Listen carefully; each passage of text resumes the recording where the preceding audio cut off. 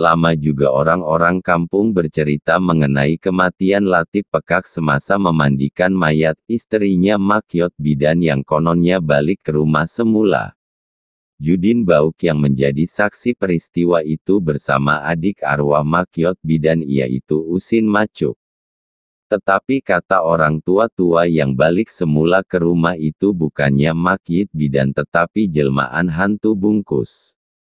Semasa orang-orang kampung mengkebumikan jenazah Latif Pekak, didapati kubur Makyot Bidan berlubang kira-kira sebesar lilitan betis. Apabila dijolok oleh lebay piut ke dalam, kayu penyolok itu sampai ke bawah.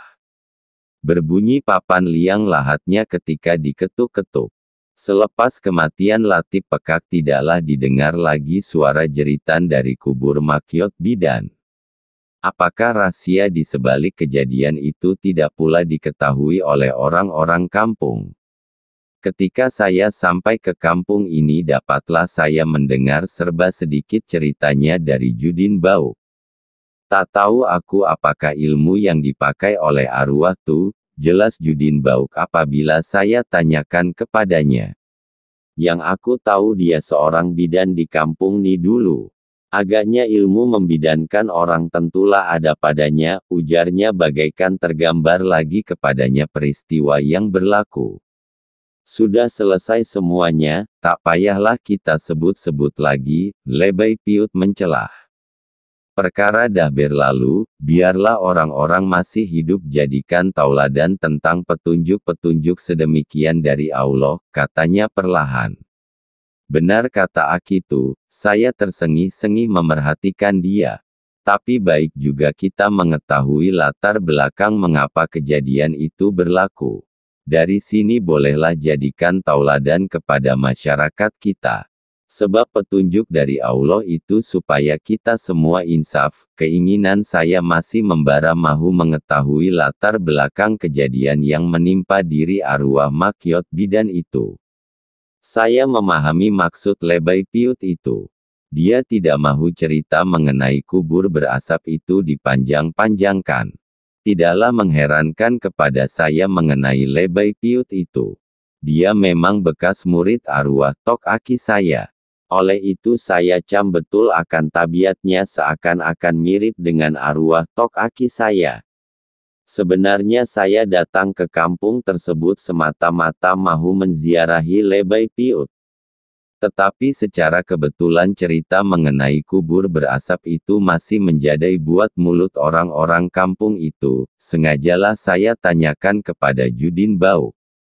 Ketika saya ke Merlimau di Melaka pun ada juga cerita mengenai kisah-kisah yang serupa dengan kejadian di kubur Makyot Bidan ini.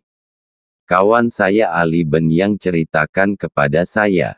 Tetapi saya tidak ambil peduli dengan cerita Ali Ben ini, pasal kadangkala ceritanya bercampur temberang sedikit. Kira-kira dalam bulan Juni tahun 1982, Ali Buren telah mengajak saya berjumpa dengan seorang lelaki tua di Velda dekat Johor. Lelaki ini tinggal bersama anak perempuannya di situ. Tetapi dia bukanlah berasal dari Merlimau yaitu kampung Ali Ben. Bagaimanapun menantu Pak Udu ini memang berasal dari Merlimau. Pak Udu sudah berumur 80 tahun. Dia kelihatan sudah uzur karena penyakit. Matanya pun sudah rabun dan suaranya pun tidak berapa jelas bila bercakap. Tetapi bila Ali Ben datang dia terlalu gembira. Memang Ali Ben selalu datang ke situ menemui Rahman menantu Pak Udu. Lama kau tak datang ke sini?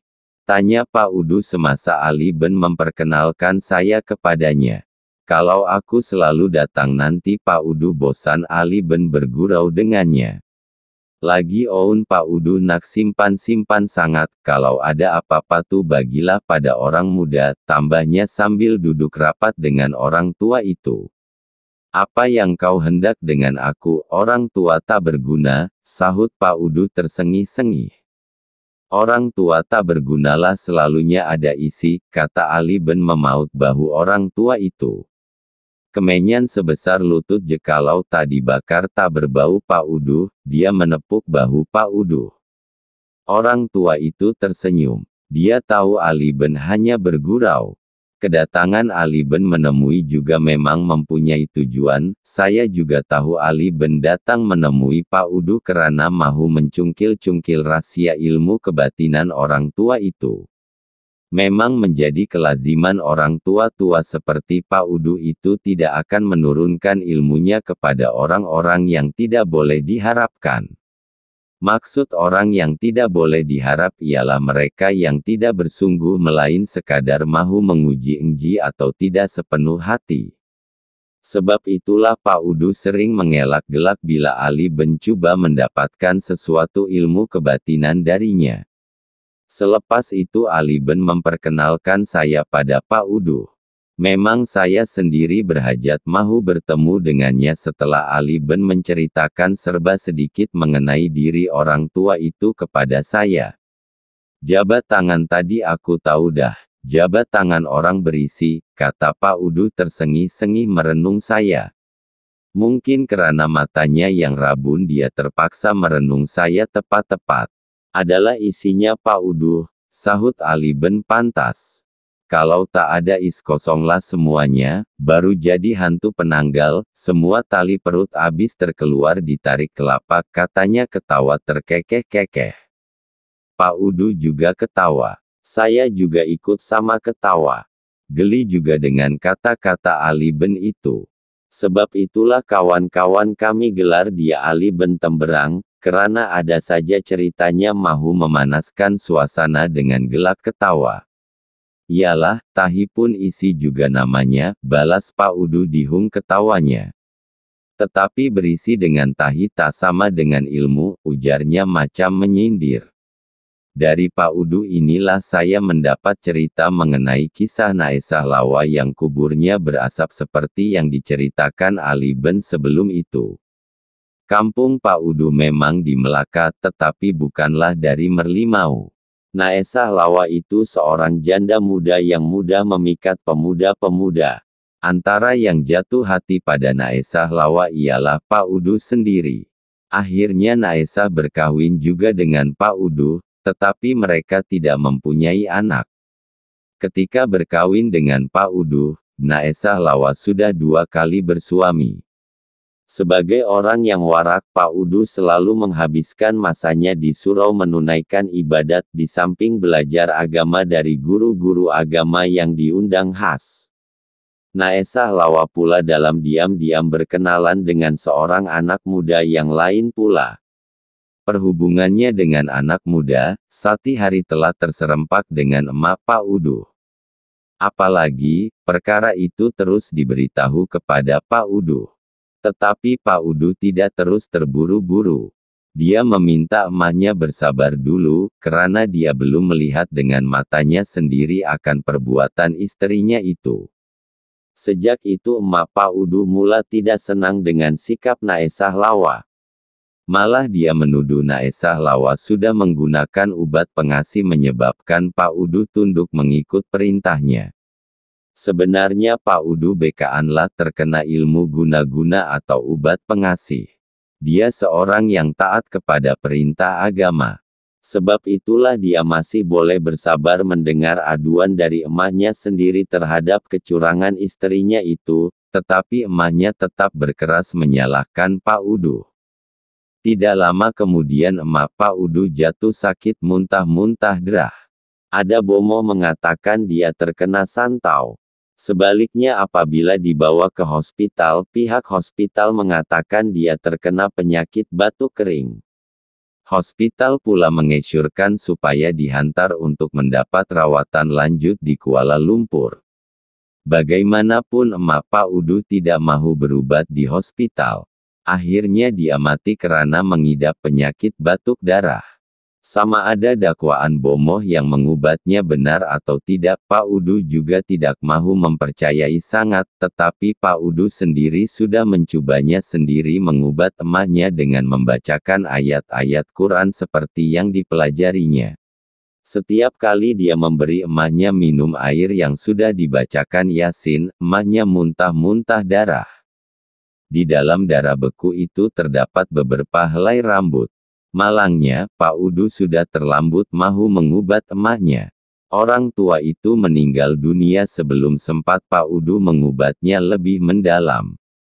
Disebabkan terpengaruh juga dengan dakwaan bomoh mengenai emaknya yang termakan santau itu, Pak Udu telah mengerjakan sembahyang sunat tahajud 44 malam agar orang yang menganiaya emaknya bertaubat.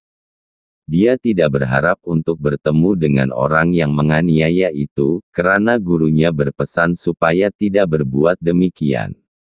Hanya yang diajarkan oleh gurunya memohon doa agar orang yang menganiaya itu bertaubat kepada Allah.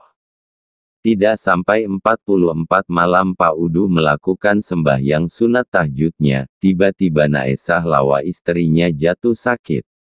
Dia meracau-racau dan menjerit-jerit sepanjang malam. Dia menuduh emak mertuanya sengaja membuat fitnah mengenai hubungan sulitnya dengan seorang pemuda.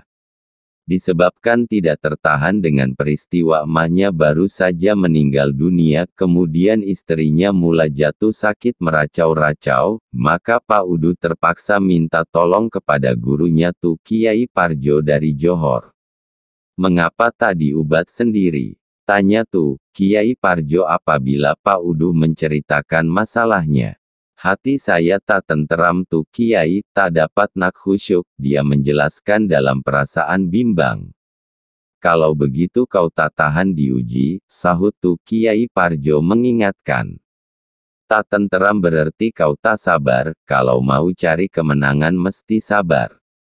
Mesti tenteram, barulah kau dapat menggunakan ilmu kau, ujarnya macam kesal dengan sikap Pak Udu. Tetapi Pak Udu tidak pedulikan lagi mengenai kata-kata gurunya. Yang penting dia mesti selamatkan istrinya Naesah Lawa. Dia tidak sanggup kehilangan istri, setelah kehilangan emaknya. Sekarang, aku mahu kau sendiri mengubatnya, tegas Kiai Parjo memberi isyarat. Pak Udu memahami isyarat itu. Dia mesti ditidurkan oleh Kiai Parjo untuk melihat sendiri penyakit istrinya. Dengan cara itu barulah dia dapat mengubat mengikut cara yang diajar oleh Kiai Parjo. Ketika ditidurkan oleh Kiai Parjo, Pak Udu merasa dirinya keluar dari jasadnya. Dia terapung-apung di awangan menurut perintah Kiai Parjo. Apabila disuruh melihat tubuh istrinya Naesah Lawa, dia nampak Naesah Lawa terbaring dengan seluruh tubuhnya berlubang-lubang. Kelihatan nanah dan darah keluar dari lubang-lubang sebesar guli itu. Apa yang kau nampak? Dia terdengar suara Kiai Parjo sayup-sayup dari jauh. Berlubang-lubang badannya. Ada darah dan nanah keluar. Pak Udu memberitahu apa yang dilihatnya. Bacakan ayat ini dan hembuskan ke situ, perintah Kiai Parjo. Dia membacakan 3 kali ayat yang diajarkan oleh Kiai Parjo, kemudian dihembuskan ke tubuh Naesah Lawa. Sebaik saja dihembuskan seluruh tubuh Naesah Lawa menjadi hancur. Ketika ini Pak Udu merasakan sekelilingnya bagai dilanda ribut kencang, hingga dia juga hampir hamoir diterbangkan. Mengapa? Soal Kiai Parjo. Ribut kencang, jelasnya cemas. Bacakan doa ini, kata Kiai Parjo memberi panduan. Sebaik dibacakan ribut kencang tiba-tiba berhenti.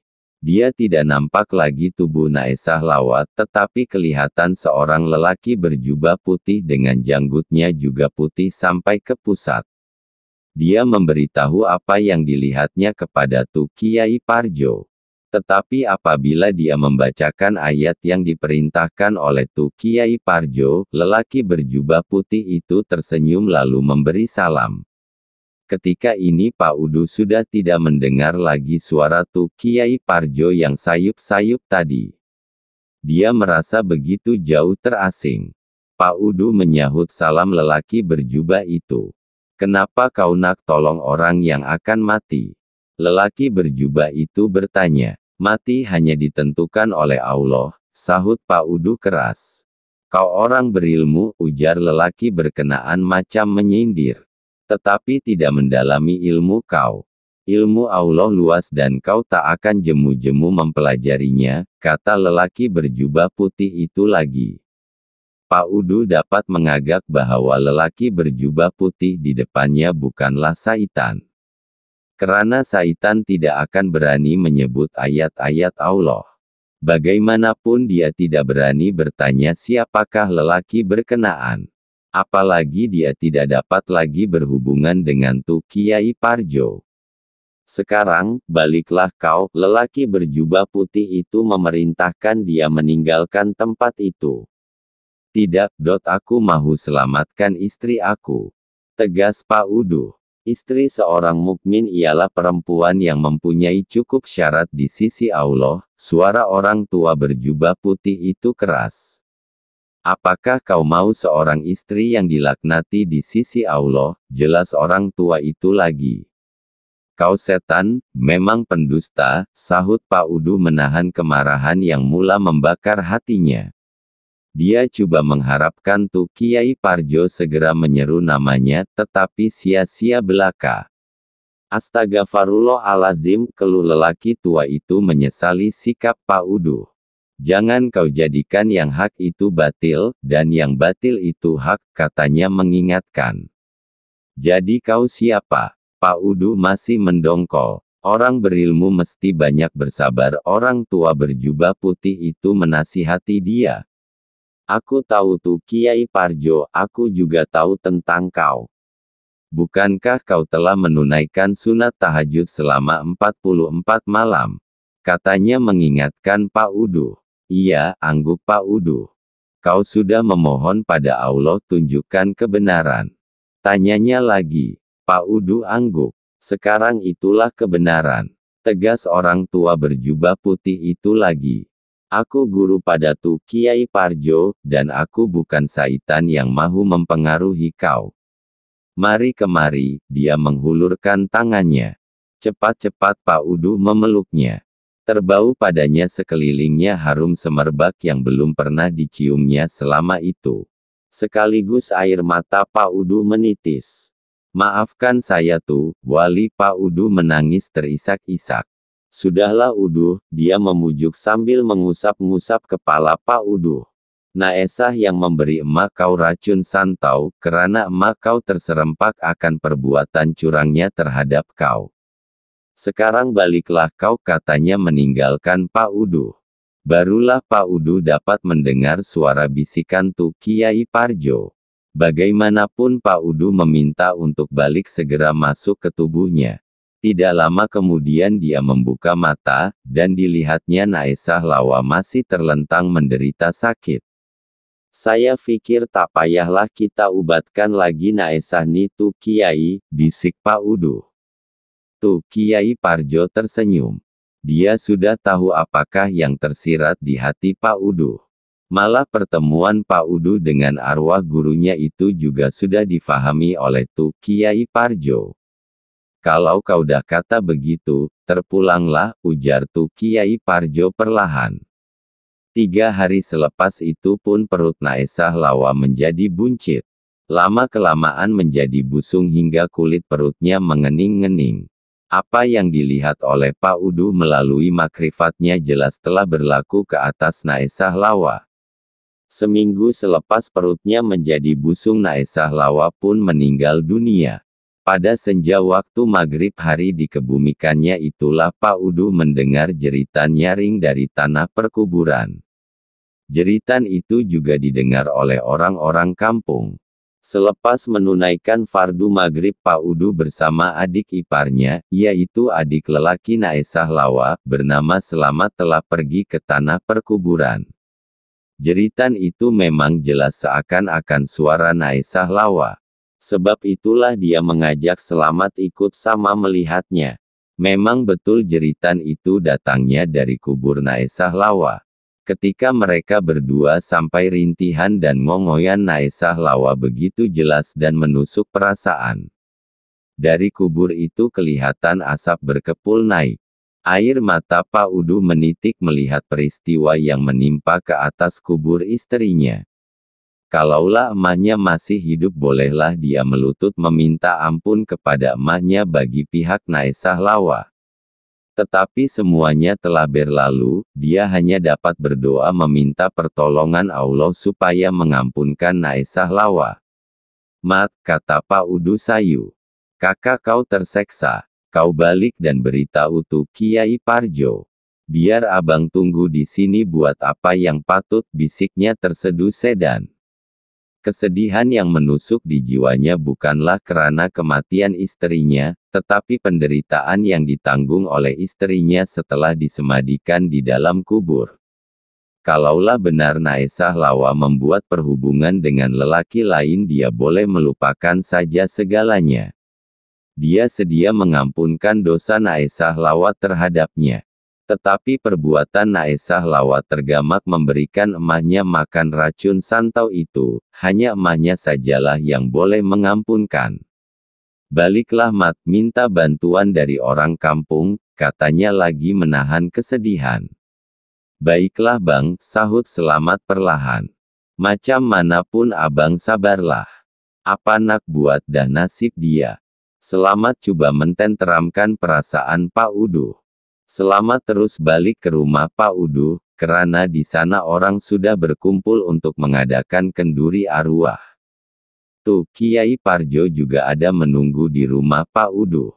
Segala kejadian yang dilihatnya di kubur kakaknya diberitahu oleh Selamat kepada mereka yang ada di situ. Abang Udu minta tuh Kiai ke sana, jelas Selamat. Beberapa orang yang ada di atas rumah turun ke bawah. Mereka bersama-sama tuh Kiai Parjo mengikut Selamat menuju ke kubur Naesah Lawa. Apabila sampai di kubur mereka dapati Pak Udu sedang membacakan surah Yasin dengan tenang. Bunyi jeritan juga mula mengendur. Kepul asap juga sudah mula berkurangan. Tetapi keadaan demikian sementara saja. Selepas itu asap dari kubur semakin menebal dan jeritan suara meminta tolong semakin kuat. Sekali-sekala keluar api dari celah-celah kepulan asap itu. Semakin kuat bacaan surah Yasin dibacakan, semakin kedengaran jeritan nyaring tidak ketahuan. Begini Udu. Tuh Kiai Parjo menepuk bahu Pak Udu. Kalau kau izinkan kita galikan semula kubur Naesah nih, kita mandikan dia dengan air Yasin, ujarnya menahan kesedihan yang menusuk-nusuk. Pak Udu hanya mengangguk. Lidahnya sudah tidak terucapkan apa-apa lagi. Kalau begitu kau Selamat, bawalah kawan-kawan tuh Kiai Parjo berpaling pada Selamat. Bawa cangkul, bawa lampu gaslin dan bawa air segeluk, perintahnya. Selamat tidak menyahut. Dia terus mengajak beberapa orang pemuda balik semula mengambil barang-barang yang dipesan oleh tuh Kiai Parjo. Sementara bahang panas dari kubur Naesah Lawa sudah dirasakan oleh Pak Udu. Bagaimanapun dia tidak undur dari menahan panas yang semakin membahang itu. Tuh Kiai Parjo membacakan sesuatu doa sambil menghembuskan ke kubur Naesah Lawa. Lama tuh, Kiai Parjo berdoa barulah terasa bahang panas itu terasa berkurangan. Pak Udu juga ikut sama berdoa seperti yang pernah diajarkan oleh tuh Kiai Parjo kepadanya. Tidak lama kemudian Selamat bersama 2-3 orang pemuda tadi datang membawa cangkul dan lampu gaslin. Air sejuk di dalam jak diberikannya kepada tuh Kiai Parjo. Setelah diperintahkan gali oleh tuh Kiai Parjo, mereka pun sama-sama menggali semula kubur tersebut. Tuh Kiai Parjo mahu memandikan saja jenazah yang sudah dikebumikan itu dengan air yang sudah dibacakan surah Yasin. Ketika menggalinya Selamat merungut-rungut juga karena terasa panas. Tetapi tuh Kiai Parjo menasihatkan supaya tidak disebut-sebutkan perkara bahang panas itu. Setelah digali semula Selamat coba membuka papan yang menutup liang lahat, tiba-tiba dia terkejut dan cepat-cepat melompat ke atas. Mukanya jadi pucat ketakutan. Kenapa Mat? Tanya Pak Udu. Selamat tidak menjawab. Dia terkaku tidak boleh bercakap apa-apa. Untuk memastikan keadaan sebenarnya mereka mendekatkan lampu gaslin ke tebing kubur. Pak Udu sendiri membukakan papan dinding liang lahat tersebut. Sebaik saja papan dinding itu ditarik ke atas, mereka dapat melihat ular-ular bisa berkumpul di dalam liang tersebut membelit jenazah Naesah Lawa yang baru saja dikebumikan siang tadinya. Dari mana datangnya ular-ular tersebut? Hanya Allah yang Maha Mengetahui, kata Tu Kiai Parjo bila melihat kejadian tersebut. Tentulah mustahil terdapat ular di dalam kubur yang baru saja dikorek dan baru saja dikambus semula. Mustahil juga ada sarang ular di situ. Kalau mahu dikira ular bersarang di situ, bagaimana pula dengan api dan asap yang kelihatan di atas kubur tersebut? Anehnya apabila sudah digali tidak ada langsung kesan asap atau api di situ. Jangan difikirkan sangat. Tu Kiai Parjo menasihatkan mereka yang terpegun melihat kejadian tersebut. Pengetahuan Allah meliputi 7 petala bumi 7 petala langit. Kita yang hidup ini insaflah, jelasnya dengan linangan air mata, bukan karena kesedihan tetapi gementarnya kepada Allah. Kemudian dia menyiramkan air sejuk di dalam jak yang sudah dibacakan Yasin ke tubuh Naesah yang dibelit ular-ular bisa itu. Setelah disiram air tersebut, ular-ular berkenaan lari menyusup di dalam lubang liang lahat dan hilang entah kemana. Tu Kiai Parjo turun ke dalam kubur lalu mengepal tanah 3 kepal. Dia berdoa sambil menghembuskan kepada kepalan tanah itu. Dengan tidak menghiraukan sesiapa dia terus meletakkan tanah yang dikepal tadi ke kepala mayat. Setelah semuanya selesai, Tu Kiai Parjo memerintahkan supaya dikambus semula. Hari berikutnya tidak ada lagi kedengaran jeritan dari kubur Naesah Lawa. Sementara di rumahnya Pak Udu membaca Yasin setiap malam seperti yang diingatkan oleh Tu Kiai Parjo. Jadi, bila teringatkan pertemuan saya dengan Pak Udu bersama Ali Ben, saya merasakan ada sesuatu yang mesti telah berlaku menyebabkan kubur Makyot Bidan itu jadi demikian. Tetapi disebabkan Lebay Piut tidak mahu diungkit-ungkit lagi, maka saya pun tidaklah mahu bertanyakan lagi pada Judin Bauk. Bagaimanapun setelah Judin Bauk balik ke rumah barulah Lebay Piut mahu menerangkan kepada saya kisah sebenarnya mengapa kubur Makyot Bidan boleh jadi begitu. Bukan karena ilmu sesat yang dituntut, kata Lebay Piut serba salah mahu menceritakan kepada saya. Tetapi dosa kepada sesama makhluk, inilah yang berat hendak kita tanggung, jelasnya mengeluh pendek. Tak ada dia menuntut ilmu sesat. Tanya saya. Wallahualam, dia tersengih-sengih bagaikan soalan itu mencuit hatinya. Tetapi Yotu berkehendakkan Latif pekak semasa dalam tangan suaminya lagi, yaitu arwah Abang Haji, katanya lagi. Oh, begitu, saya terangguk-angguk mendengarkannya.